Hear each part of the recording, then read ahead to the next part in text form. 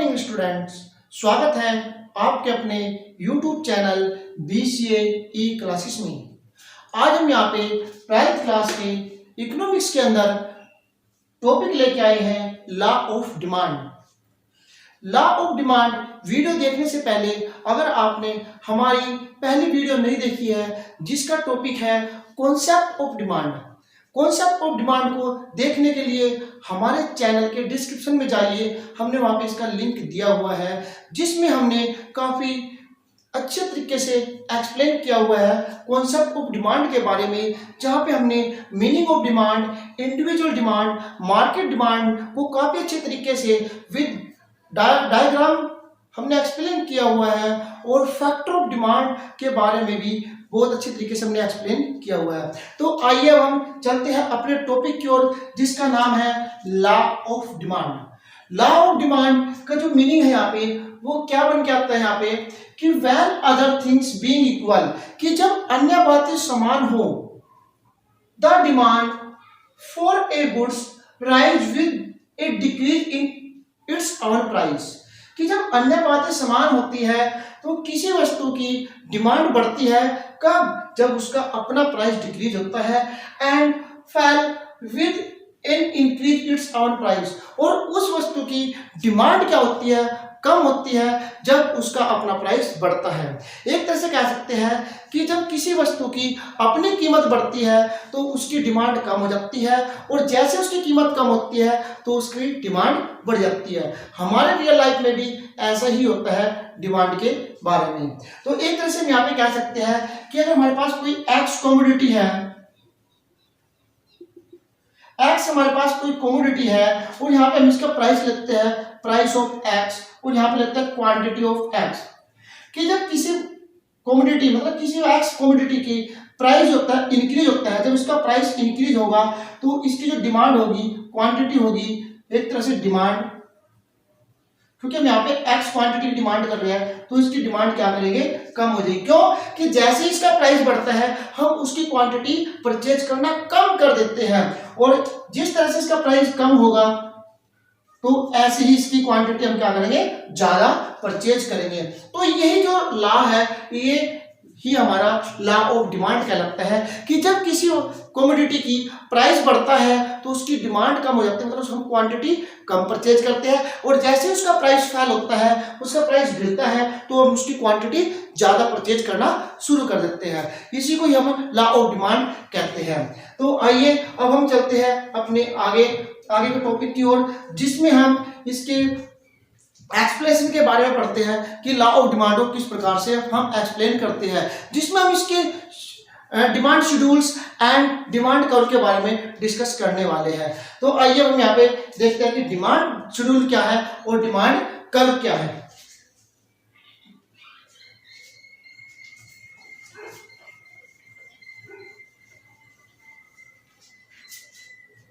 Demand schedule क्या बनेगा यहाँ पे हमारा,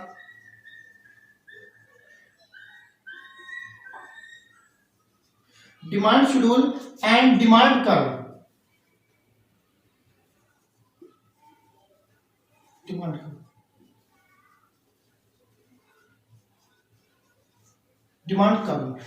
शेड्यूल क्या कहलाता है यहाँ पे कि अगर हमारे पास कोई कमोडिटी है एक्स, यहाँ पे इसका प्राइस हो गया एक्स और इसकी क्वांटिटी होगी क्यू, एक्स का जो प्राइस है वो पी हो गया, क्वांटिटी क्या होगी एक्स।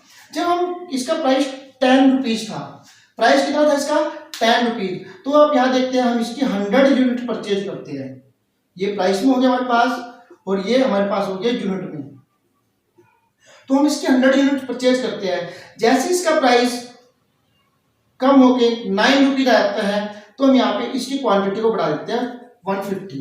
अगर इसका और प्राइस कम होता है 8 रुपीज, यहाँ पे जैसे इसका प्राइस 8 रुपीज हो जाएगा तो हम यहाँ पे इसकी क्वांटिटी को बढ़ा देंगे 200। तो आप यहाँ पे क्या देख रहे हैं कि जैसे जैसे किसी कमोडिटी का प्राइस लेस होता है तो वैसे वैसे इसकी क्वांटिटी क्या होती है, इंक्रीज हो जाती है, और जैसे जैसे इसका हम प्राइस बढ़ाएंगे तो वैसे वैसे क्वांटिटी क्या होगी, डिक्रीज हो जाएगी। तो आप कह सकते हैं कि जो लॉ ऑफ डिमांड है वो प्राइस और क्वांटिटी में क्या होगा, रिवर्स रिलेशन होगा, मतलब इनमें डायरेक्ट रिलेशन नहीं होगा। तो आइए अब हम एक इसका डिमांड कर्व का शेड्यूल के कर्व के अकॉर्डिंग यहाँ पे एक्सप्लेन करते हैं।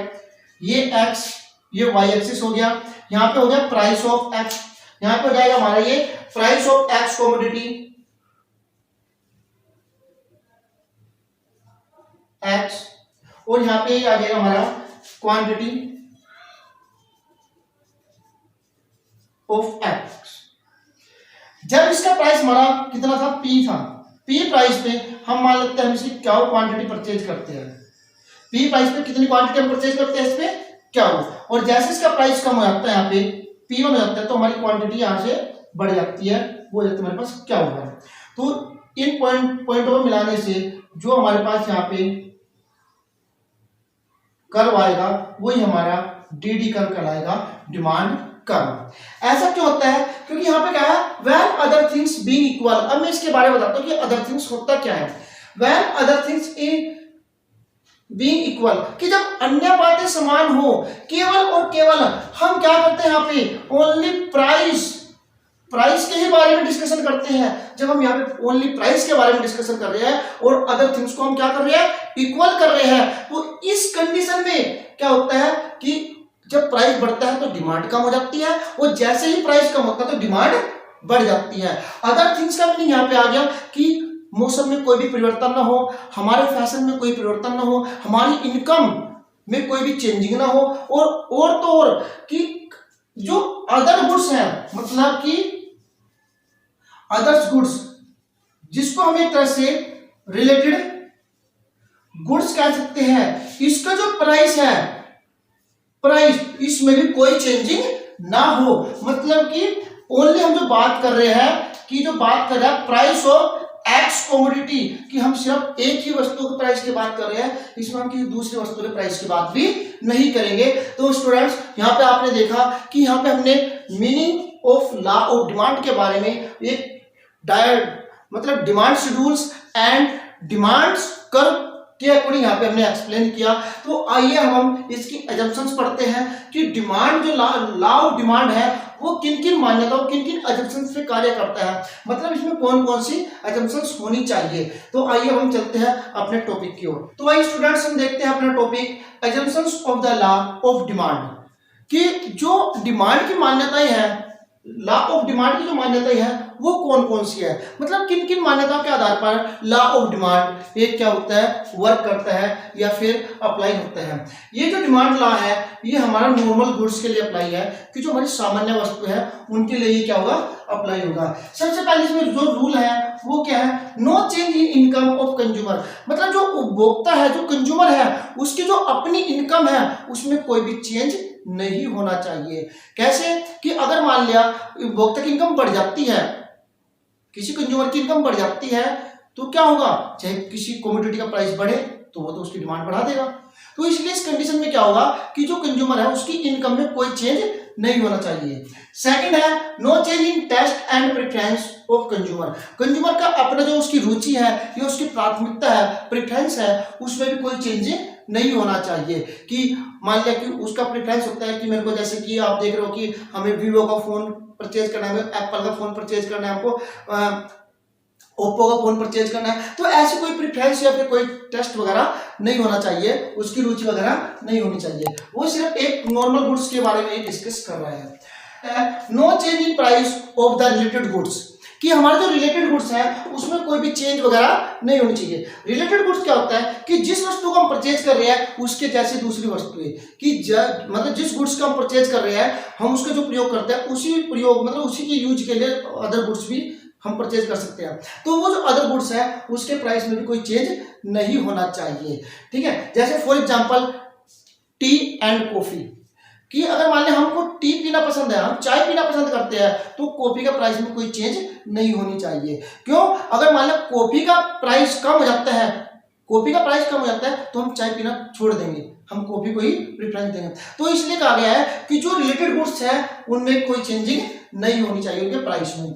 फोर्थ हमारा no change in our price of goods, उस वस्तु के अपनी कीमत में भी कोई चेंज नहीं होना चाहिए। कब, इन फ्यूचर, कि भविष्य में उस वस्तु जो हम परचेज कर रहे हैं इस टाइम प्रोजेक्ट में जो परचेज कर रहे हैं कि फ्यूचर में उसके प्राइस में भी कोई चेंजिंग वगैरह नहीं होनी चाहिए। अगर उनके आप उसमें फ्यूचर में कोई चेंजिंग हुई, मतलब फ्यूचर में अगर कोई उसका प्राइस कम होने वाला है तो हम क्या करेंगे, अब उसकी डिमांड कम कर देंगे।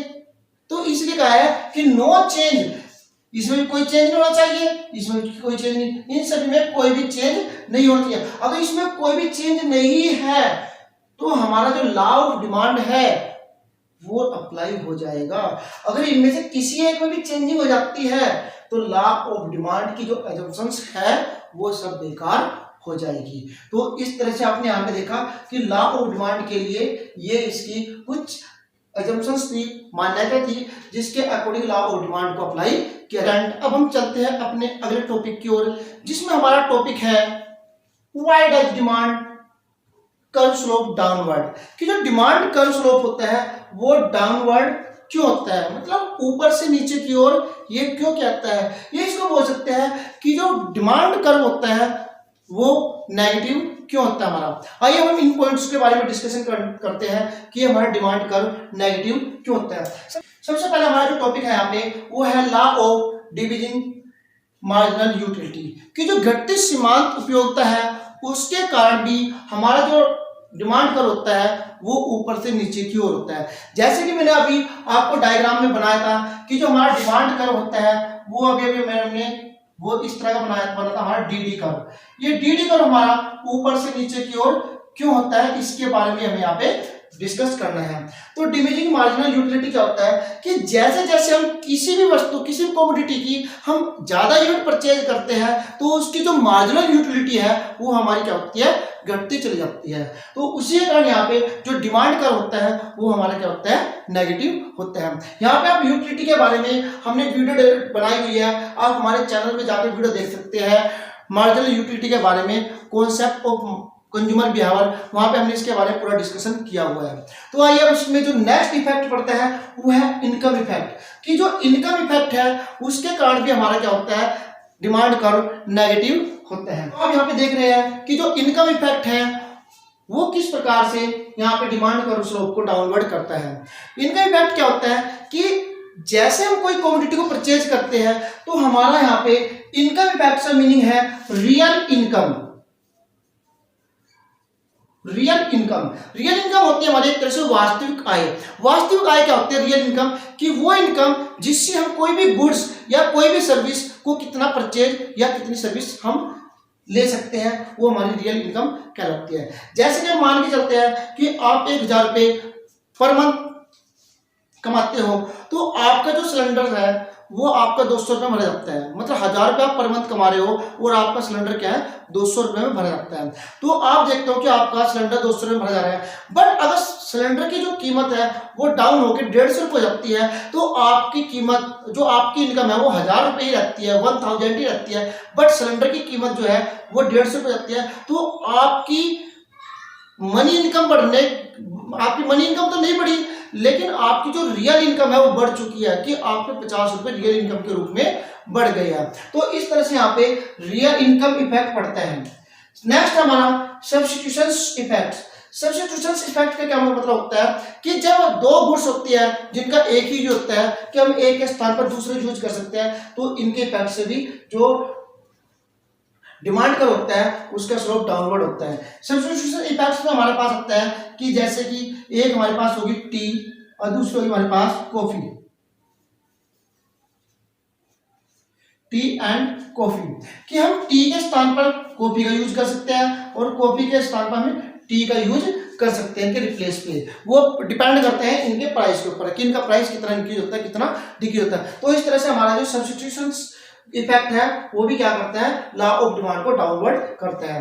नेक्स्ट हमारा size of consumer group. Consumer group क्या होता है कि जहां पे हमारे कंज्यूमर जो होता है ग्राहक ज्यादा होंगे तो वहां पे क्या होगी, डिमांड ज्यादा होगी, और जैसे जहां पर हमारे ग्राहक मतलब जो कंज्यूमर है वो हमारे कम होंगे तो हमारी क्या होगी, डिमांड उतनी ही कम होगी। तो इस तरह से कंज्यूमर ग्रुप से भी क्या होता है, डिमांड को इफेक्ट करता है। नेक्स्ट है हमारा डिफरेंस यूज। अगर किसी कमोडिटी के, किसी वस्तु के बहुत सारे यूज है, डिफरेंस यूज है, तो वो भी हमारा क्या होता है, डिमांड के ऊपर इफेक्ट डालता है। वो कैसे डालता है कि अगर वो वस्तु हमारी क्या है, सस्ती है तो हम उसके बहुत सारे यूज कर सकते हैं, जितने उसके यूज किए जाते हैं। अगर वो हमारी क्या होती है, महंगी हो जाती है, तो हम क्या करेंगे, उसके सभी यूज को कम कर देंगे और जो उसका बहुत ही नेसेसरी यूज है, बहुत ज्यादा जरूरी यूज है, हम उसी यूज को यहाँ पे करेंगे। फॉर एग्जाम्पल आप ले सकते हो, अगर आपके एरिया में लाइट का जो रेट है वो सस्ता है, तो आप लाइट का यूज फ्रिज चलाने के लिए भी करोगे, हीटर चलाने के लिए भी, वॉशिंग मशीन के लिए भी,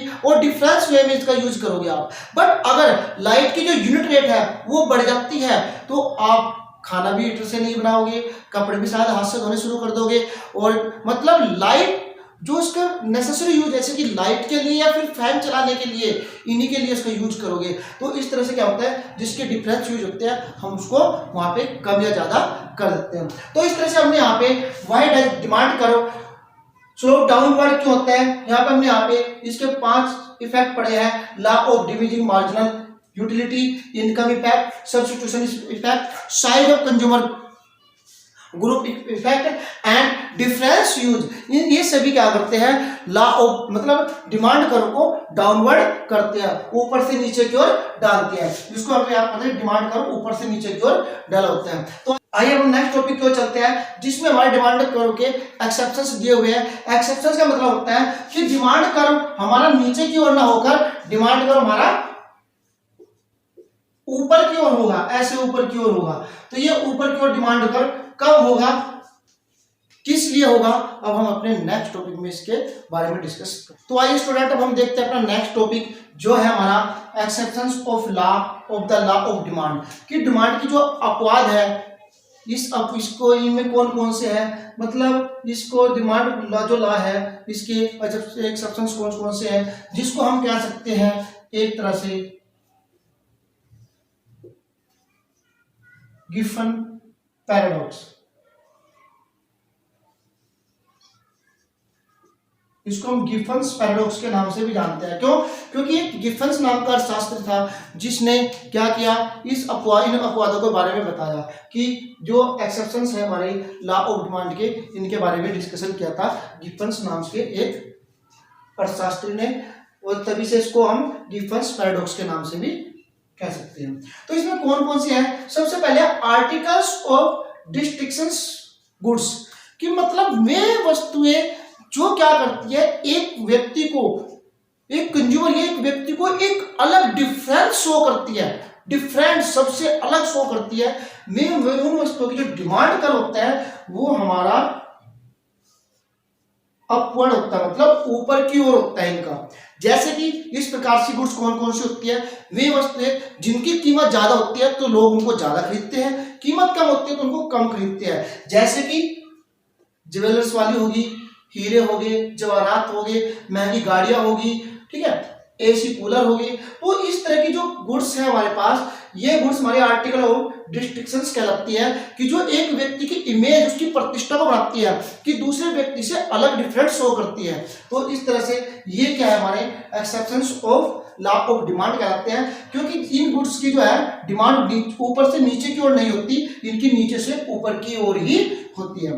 नेक्स्ट है इग्नोरेंस। इग्नोरेंस क्या होता है, कि कई बार क्या होता है, कंज्यूमर अज्ञानता के कारण, कि उसको इतना ज्ञान नहीं होता है कि कौन सी हमें वस्तु खरीदनी है, कौन सी नहीं खरीदनी है। वो क्या करता है, उसके प्राइस को देखकर, उसका जो प्राइस होता है उसको देखकर उसके बारे में डिस्कशन कर लेता है। वो सोचता है कि अगर कोई वस्तु सस्ती है तो शायद यह बेकार होगी, तो उसको कम मात्रा में खरीदता है। और जब उसकी कीमत ज्यादा हो जाती है तो वो सोचता है कि ये क्या होगी, अच्छी वस्तु होगी, तो इसलिए उसको खरीदता है। कई बार मतलब अज्ञानता के कारण भी हमको की प्राइस के बारे में ज्ञान नहीं होता, वस्तु की क्वालिटी के बारे में ज्ञान नहीं होता, तो हम उसको खरीद के आ रखते हैं। तो इस कारण अज्ञानता के कारण भी क्या होता है कि हम जब कीमत ज्यादा होगी तो हम ज्यादा खरीदेंगे, कीमत कम होगी तो उसको कम खरीदेंगे। नेक्स्ट आ गया हमारे पास गिफन गुड्स। गिफन गुड्स जिसको हमने गिफन्स पैराडॉक्स के नाम से डाला, ये होता है हमारा निम्न कोटि की, जिसको बोलते हैं घटिया गुड्स। ठीक है, इसमें क्या होता है गिफन गुड्स में, कि जो इसमें प्राइस है, प्राइस इफेक्ट और एक होता है इनकम इफेक्ट। जो प्राइस इफेक्ट होता है वो इसमें पॉजिटिव माना जाता है, और जो इनकम इफेक्ट होता है उसमें नेगेटिव माना जाता है। प्राइस इफेक्ट पॉजिटिव क्यों माना जाता है, कि जब गिफन वस्तु होती है, जब मान लो किसी वस्तु की कीमत बढ़ती है, किसी वस्तु की कीमत इंक्रीज होती है तो हम क्या करते हैं, घटिया वस्तु खरीदनी शुरू कर देते हैं। मतलब कि जब किसी नॉर्मल गुड्स की मतलब प्राइस बढ़ेगा तो हम गिवन वस्तु, घटिया वस्तु खरीदने की ओर चलेंगे। मतलब प्राइस बढ़ा उधर और इधर इसकी डिमांड बढ़ेगी, तो हो गया इसका पॉजिटिव रिलेशन प्राइस के साथ। इनकम के साथ क्या होता है कि जैसे कि अगर मेरी इनकम आज 5,000 रुपये है तो मैं क्या करता हूँ, सस्ते कपड़े खरीद के पहनूंगा।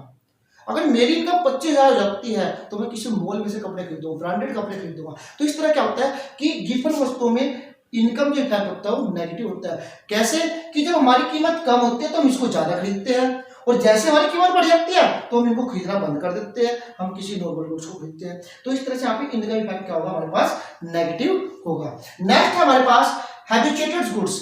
हैबिचुएटेड गुड्स कौन से होते हैं, वे गुड्स जिनको हमें लेने की, या जिनको हमें खाने की, या जिनको हमें यूज करने की एक आदत बन जाती है, वे हमारी हैबिचुएटेड गुड कहलाती है, मतलब जिसको हम हैबिचुअल कहते हैं। जैसे कि मान लिया आपको बीड़ी पीने की आदत है, आपको ड्रिंक करने की आदत है, या आपको चाय पीने की आदत है, तो उसकी कीमत कितनी भी हो जाए तो आप उसको खरीदोगे। जैसे कि आपने लॉकडाउन में देखा, कितना मजेदार बात गवर्नमेंट ने निकाली कि 2-4 दिन के लिए दारू के ठेके खोल दिए, और जैसे ही दारू की दुकानें खुल जाती है लोग बाग कैसे खरीदने के लिए गए। क्यों? क्योंकि उस टाइम क्या था, कीमत बढ़ने पर भी लोग ज्यादा खरीद रहे थे। क्यों? क्योंकि उनको खरीदना है, उनको आदत है पीने की, वे नहीं रुक सकते, तो इसलिए कहते हैं हैबिचुअल गुड्स कहलाती है। नेक्स्ट हमारा इन case of war and emergency. In case of war emergency में क्या होता है कि जब देश में कोई युद्ध चल रहा हो या देश में कोई इमरजेंसी आ जाती है, जैसे कि अभी भी पूरे वर्ल्ड में कोरोना की इमरजेंसी आई हुई है जो बहुत ही भयानक है, इस तरह से किसी देश में कोई इमरजेंसी आ जाती है तो वहां पे क्या होता है, वस्तुएं महंगी होनी शुरू हो जाती है, वस्तुओं के गुड्स के प्राइस इंक्रीज होने शुरू होते हैं, और जब उनके प्राइस इंक्रीज होते हैं तो फिर भी कंज्यूमर जो ग्राहक होते हैं वे क्या करते हैं, उनको ज्यादा ही खरीदते हैं। ऐसा क्यों करते हैं? क्योंकि वे सोचते हैं कि कभी फ्यूचर में और महंगे ना हो जाए और इनका प्राइस ना बढ़ जाए, इसलिए वे जब प्रेजेंट में प्राइस बढ़ता है तो वे उसको फिर भी क्या करते हैं, ज्यादा ही परचेज करते हैं। तो इसलिए इसका जो डिमांड कर होगा वो भी ऐसे ही हो जाएगा, क्योंकि जब प्राइस ये होगा हम इतनी खरीदेंगे, प्राइस बढ़ेगा तो हम ज्यादा खरीद लेंगे। तो सेम इन कंडीशनों में सेम डायग्राम बनेगा जिसमें डिमांड वक्र कर्व जो होगा नीचे से ऊपर की ओर होगा। तो नेक्स्ट है नेसेसरीज गुड्स।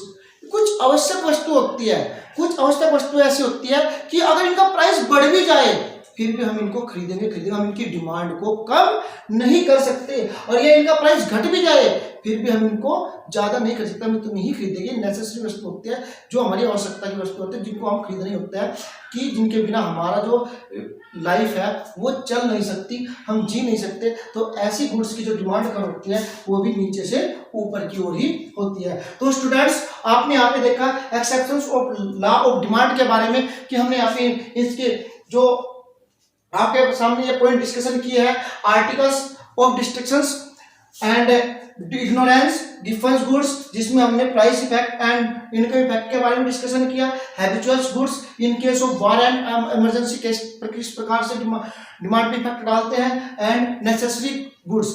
ठीक है, तो इस तरह से हमने यहाँ पे कंप्लीट टॉपिक कर लिया है लॉ ऑफ डिमांड के बारे में, कि जिसमें हमने मीनिंग ऑफ लॉ एंड इसके जो शेड्यूल एंड इसके कर्व हमने किए, और उसके बाद इसकी एजम्पशंस की है, और उसको डाउन स्लोप इसका डाउनवर्ड क्यों होता है उसके बारे में डिस्कशन किया, और अब हमने यहाँ पे exceptions of law of demand के बारे में यहाँ पे डिस्कशन किया। तो आइए अब हम चलते हैं कि जो डिमांड कर्व है वो किस प्रकार से सरकता है, वो किस प्रकार से आगे बढ़ता है, मतलब मूवमेंट एंड शिफ्टिंग के बारे में, कि डिमांड कर्व कैसे मूवमेंट करता है और कैसे शिफ्ट होता है, इसके बारे में डिस्कशन करने वाले हैं, जो बहुत ही मोस्ट इंपोर्टेंट टॉपिक है और जहां से अधिकतर एग्जाम में क्वेश्चन भी उठकर आते हैं। तो आइए हम चलते हैं अपने टॉपिक की।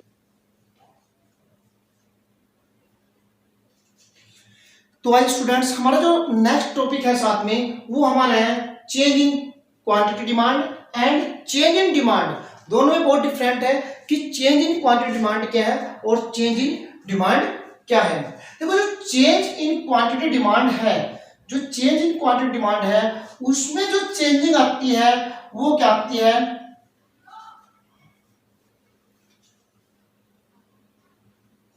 इन चेंज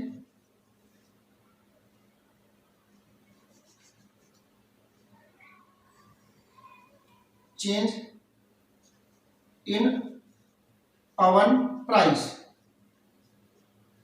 ऑफ गुड्स है, उसका जब अपना प्राइस चेंज होता है उसके कारण जो क्वांटिटी में चेंजिंग आती है, जो मात्रा परिवर्तित होती है, उसको बोलते हैं चेंज इन डिमांड और चेंज इन क्वांटिटी डिमांड। और चेंज इन डिमांड क्या होती है, इसमें चेंजिंग आती है, जो चेंज इसमें आता है हमारा change in other things, change in other things कि जब किसी दूसरी वस्तु मतलब दूसरे रीजन के कारण चेंज इन अदर थिंग्स मतलब अन्य वस्तुओं के कारण जो परिवर्तन होता है, डिमांड में जो परिवर्तन होता है उसको हम बोलते हैं चेंज इन डिमांड। मतलब कि हम कह सकते हैं कि अगर कोई कमोडिटी हमारी एक्स है, एक्स की कीमत इंक्रीज होती है या एक्स की कीमत डिक्रीज होती है, एक्स की कीमत में जो परिवर्तन होता है उसके कारण जो डिमांड कम या ज्यादा होगी वो हमारी कहलाएगी चेंज इन क्वांटिटी डिमांड। और यहां पे क्या होगा, कीमत को छोड़कर एक्स जो कमोडिटी है उसकी अपनी कीमत को छोड़कर किसी और रीजन से, जैसे कि फैशन के द्वारा, इमरजेंसी के द्वारा या मौसम में परिवर्तन के द्वारा या फिर मार्केट में आने वाले उतार चढ़ाव के द्वारा, किसी और रीजन से अगर मान लिया किसी मतलब डिमांड में परिवर्तन होता है, डिमांड में चेंजिंग होती है तो हमारी चेंजिंग डिमांड कहलाती है। अब इसी तरह से हमारे यहाँ पे टू पार्ट में चले जाते हैं। एक्सटेंशंस ऑफ डिमांड मतलब किसको बोलते हैं, मांग में विस्तार,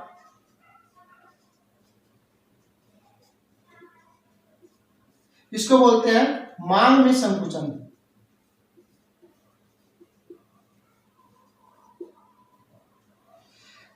एक्सटेंशंस ऑफ डिमांड मांग में विस्तार, इसमें क्या होता है, जब जो प्राइस होता है हमारे पास प्राइस जब प्राइस कम होता है, जब प्राइस क्या होता है, प्राइस किसी वस्तु का जो प्राइस है वो कम होता है तो हमारी क्या होती है, डिमांड इंक्रीज हो जाती है। जैसे किसी वस्तु का प्राइस कम होता है उसकी डिमांड बढ़ जाती है, जब उसकी डिमांड बढ़ जाती है तो उसको बोलते हैं एक्सटेंशंस ऑफ डिमांड। यहां पे क्या होगा, जब किसी कमोडिटी किसी वस्तु का प्राइस बढ़ता है, जब क्या होता है किसी कमोडिटी का प्राइस इंक्रीज होता है तो इंक्रीज होने से उसकी जो डिमांड कम होगी, प्राइस के कारण उसकी जो डिमांड कम होगी वो हमारी कहती है कॉन्ट्रैक्शंस ऑफ डिमांड, मतलब मांग में संकुचन। मतलब ये भी बढ़ना हो, ये बढ़ना हो गया और ये घटना हो गया, किसके कारण, ओनली प्राइस के कारण। प्राइस के कारण इन दोनों में परिवर्तन होता है, ये बढ़ता है तो ये एक्सटेंशन डिमांड कहलाएगा, ये माइनस मतलब घटता है तो ये कंट्रैक्शन ऑफ डिमांड कहलाएगा। इसी तरह से यहाँ पे क्या होगा, प्राइस जो प्राइस है, प्राइस का यहाँ पे कोई इफेक्ट नहीं है, यहाँ पे इफेक्ट है चेंज इन अदर थिंग्स, किसी और रीजन से डिमांड में जो चेंजिंग आती है उसको हम बोलते हैं चेंज इन डिमांड। इसके यहाँ पे टू इफेक्ट होते हैं, increase in demand and decrease in demand. किस चेंजिंग से अगर हमारी डिमांड बढ़ती है तो हमारी चेंजिंग डिमांड कहलाती है, और इसके कारण हमारी डिमांड कम होती है, लेस होती है तो डिक्रीज इन डिमांड कहलाती है। ये इंक्रीज इन डिमांड और ये डिक्रीज इन डिमांड। तो स्टूडेंट्स आपने यहाँ पे देखा कि इसमें हम एक तरह से डिफरेंस भी निकाल सकते हैं कि ये डिफरेंस कैसे निकलेगा, जैसे कि extensions of demand and increase of demand में क्या डिफरेंस है। डिफरेंस यहाँ पे देखते हैं, एक्सटेंशंस ऑफ डिमांड क्या होता है, अपने प्राइस के कारण, कमोडिटी जो वस्तु है उसके प्राइस के कारण ये इंक्रीज होती है, ठीक है, ये प्राइस को छोड़कर अन्य किसी थिंग्स के कारण ये इंक्रीज होती है। ये जब प्राइस बढ़ता है, सॉरी जब प्राइस का डिक्रीज होता है, प्राइस घटता है तो ये बढ़ती है, जब ये और अन्य किसी कंडीशन के कारण ये इंक्रीज होती है हमारी। इसी तरह से हम contractions of demand and decrease of demand के बारे में भी डिफरेंस फाइंड आउट कर सकते हैं। तो ये आपने यहाँ पे पढ़ा change in demand and change in quantity demand के बारे में। तो ये हमने यहाँ पे डिमांड का टॉपिक ये कंप्लीट किया। अब हम करते हैं यहाँ पे कि ये शिफ्ट कैसे होते हैं। जैसे कि ये हमारे पास है यहाँ पे, ये जो कहलाएगा, ये चीज जो हमारे पास बनेगी ये, और ये बनेगी हमारे पास, इसको बोलते हैं मूवमेंट ऑफ डिमांड कर्व, कि यहां पे जो डिमांड कर्व होगा वो क्या करेगा, एक तरह से मूवमेंट करेगा, और ये क्या होगा, शिफ्टिंग ऑफ डिमांड कर्व।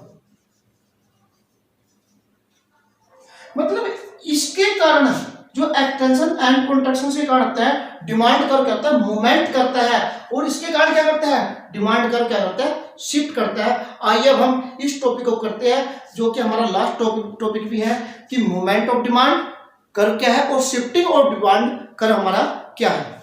तो आइए स्टूडेंट, अब हम देखते हैं कि movement of the demand curve and shift of the demand curve किस प्रकार से कार्य करते हैं। Movement of the demand curve, जैसे कि मैंने बताया है, change in the price of x, कि अब जब हम एक्स कमोडिटी की बात कर रहे हैं तो यहाँ पे हम एक्स का प्राइस लेंगे, तो उसके प्राइस में चेंज होने के कारण ये मूवमेंट होता है, कि इसमें अदर फैक्टर आर कांस्टेंट, और दूसरे जो फैक्टर होते हैं अदर, वो क्या होते हैं, सभी कांस्टेंट होते हैं, सिर्फ हम प्राइस को ही चेंज करते हैं। बट यहाँ पे shifting of the demand curve, shifting of the demand curve क्या होता है, चेंज इन अदर फैक्टर, कि इसमें अदर फैक्टर चेंज होते हैं, एंड जो प्राइस ऑफ एक्स वो क्या होता है, कांस्टेंट होता है यहाँ पे। तो आइए चेंज इन प्राइस के बारे में जब हम डिस्कशन यहाँ पे कर रहे हैं, चेंज इन प्राइस, कि जब प्राइस में टेबल के अकॉर्डिंग यहाँ पे समझा रहा हूं, ये हमारे पास पी हो गया एक्स कमोडिटी के लिए, ये हमारे पास क्या हो गया, एक्स कमोडिटी क्वांटिटी के लिए। जब हमारे पास क्या है, प्राइस 1 रुपया है, हम क्या करते हैं, सॉरी, जब हमारे पास प्राइस कितना है, 5 रुपए है, जब हमारे पास प्राइस कितना है, 5 रुपए है, तो क्या करते हैं, एक कमोडिटी क्या करते हैं, परचेज करते हैं, और जैसे प्राइस हमारे पास कम होकर 1 रुपया जाता है, तो हम कमोडिटी 5 परचेज करना शुरू कर देते हैं। तो आपने यहाँ पे देखा कि जैसे प्राइस कम हुआ तो हमने क्वांटिटी यहाँ पे बढ़ा दिया, मतलब डिमांड क्या होगी, एक्स कमोडिटी की बढ़ जाती है। जब हम इसका डायग्राम बनाएंगे तो हमारे पास डायग्राम जो बनेगा, एक्स वाई 1 2 3 4 5 1 2 3 4 5 1 2 3 4 5 1 2 3 4 और 5, ठीक है। तो स्टूडेंट यहाँ पे आप देख रहे हो जो कि ये जो यहाँ पे हमारे पास, ये इधर हमने लिया है प्राइस, ये हमारे पास क्या हो गया, प्राइस हो गया, ये हमारे पास क्या हो गया, यहाँ पे क्वांटिटी होगी। जब हमारे पास प्राइस कितना था, 5 रुपए था, 5 रुपए हम क्या करते थे, एक क्वांटिटी परचेज करते थे, और जब प्राइस 1 रुपया जाता है तो हम 5 क्वांटिटी परचेज करते हैं। तो इनको जो मिलाने से ये जो डीडी कर्व बनेगा हमारे पास, ये डीडी कर्व होगा, ये हमारा क्या कहलाएगा, डिमांड कर्व कहलाएगा, और ये डिमांड कर्व हमारा एक्सटेंशन ऑफ डिमांड कहलाएगा, जो ऊपर से नीचे की ओर ऐसे बढ़ रहा है। ये एरोइंग यहाँ पे शो करेगा कि ये एक्सटेंशन डिमांड कर्व है या कंट्रैक्शन डिमांड कर्व है। कंट्रैक्शन डिमांड कर्व बिल्कुल इसका अपोजिट हो जाएगा। यहाँ पे हम जब टेबल बनाएंगे तो ये टेबल हमारे पास बनेगी कि ये पी एक्स हो गया, ये हमारे पास क्वांटिटी ऑफ एक्स होगी, तो यहाँ पे हम इसको बिल्कुल अपोजिट लेंगे। जब हमारे पास क्या था, प्राइस 1 रुपया था, तो हम 5 क्वांटिटी परचेज करते थे, और जैसे प्राइस इंक्रीज हो जाता है तो हम क्वांटिटी को क्या करते हैं, डिक्रीज कर देते हैं। तो जब हम यहाँ पे इसका डायग्राम बनाएंगे, ये एक्स कमोडिटी के लिए हो गया, ये एक्स एक्सिस या वाई एक्सिस 1 2 3 4 5 1 2 3 4 5 1 2 3 4 5 1 2 3 4 5। हमने यहाँ पे क्या किया, इधर क्वांटिटी ली है, इधर प्राइस लिया है। तो जैसे यहाँ पे प्राइस 5 रुपए था तो हम 1 रुपया प्राइस था तो हम यहाँ पे 5 क्वांटिटी परचेज करते थे।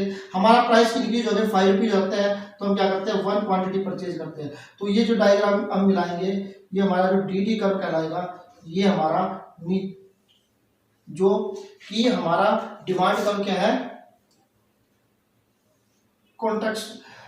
कंट्रैक्शन डिमांड कर्व कहलाएगा, क्योंकि पहले 1 रुपये हम 5 क्वांटिटी परचेज करते हैं, जैसे हमारा प्राइस बढ़ा तो हमारी क्वांटिटी घट के 1 हो जाती है। तो आपने यहाँ पे देखा तो किस तरह से यहाँ पे अपने कंट्रैक्शन ऑफ डिमांड के बारे में भी डिस्कशन किया है। तो आइए अब हम नेक्स्ट टॉपिक है हमारा कि shifting of the demand curve. Shifting of the demand curve हमारा क्या है कि इसमें इंक्रीज इन द डिमांड, क्योंकि इसमें प्राइस का कोई इफेक्ट नहीं पड़ता, इसमें अदर थिंग्स के कारण क्या होता है, डिमांड बढ़ती है घटती है। और इसी तरह से आप क्या है, जैसे कि अब हमारा ये हो गया या टेबल होगी हमारे पास,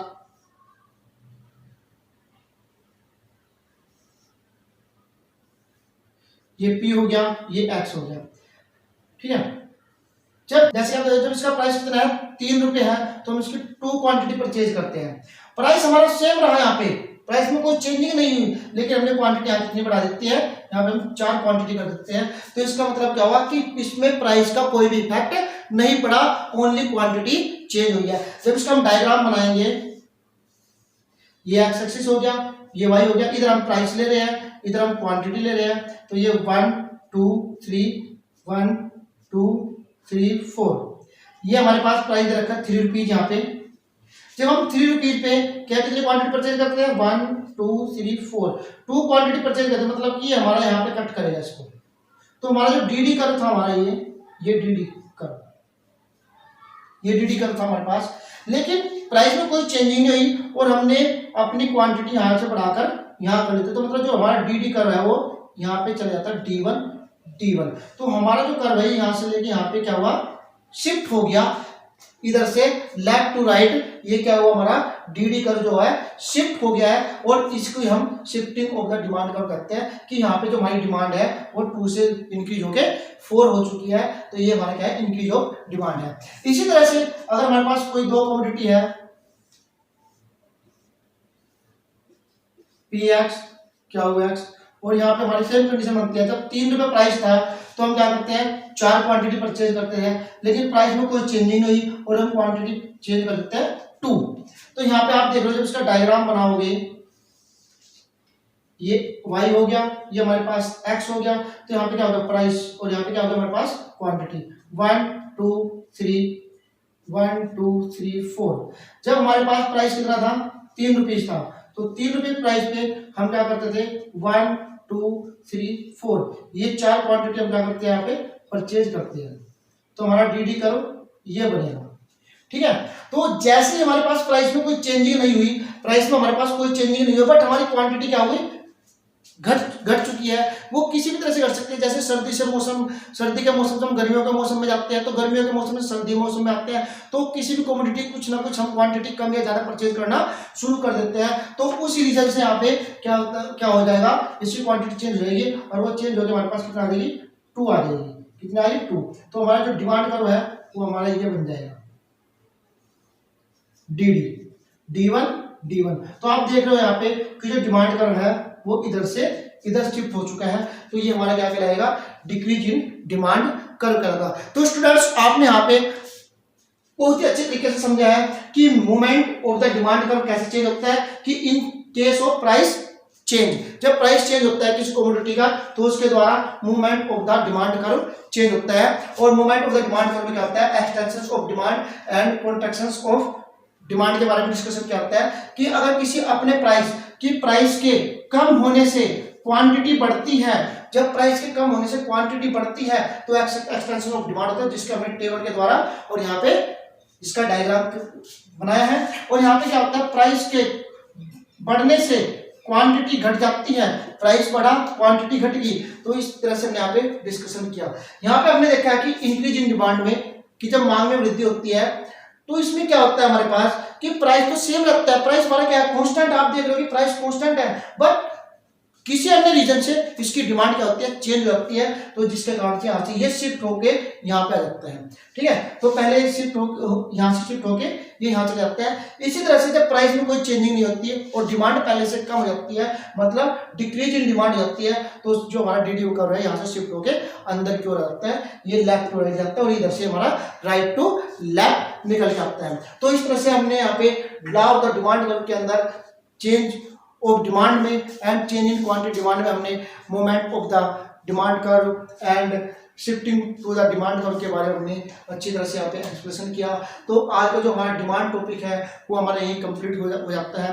वैसे तो यहाँ पे कुछ वर्ड्स भी आए कि substitutions goods and complementary goods वगैरह, इनके बारे में डिस्कशन करने के लिए, बट मैं पहले भी कॉन्सेप्ट ऑफ डिमांड में डिस्कशन कर चुका हूँ उनके बारे में, और साथ साथ इसमें भी इसके बारे में मैं डिस्कशन कर चुका हूँ। तो इस तरह से हमारे यहाँ पे एक टॉपिक कंप्लीट हो जाता है। तो स्टूडेंट्स तो हमारे चैनल के साथ बने रहिए, चैनल को सब्सक्राइब करें, वीडियो को लाइक करें, जिससे कि आपके सामने अच्छी से अच्छी वीडियो आपके पास पहुँच जाए, और दोस्तों में वीडियो को शेयर किए और साथ ही मेरे को इजाज़त दीजिए। धन्यवाद।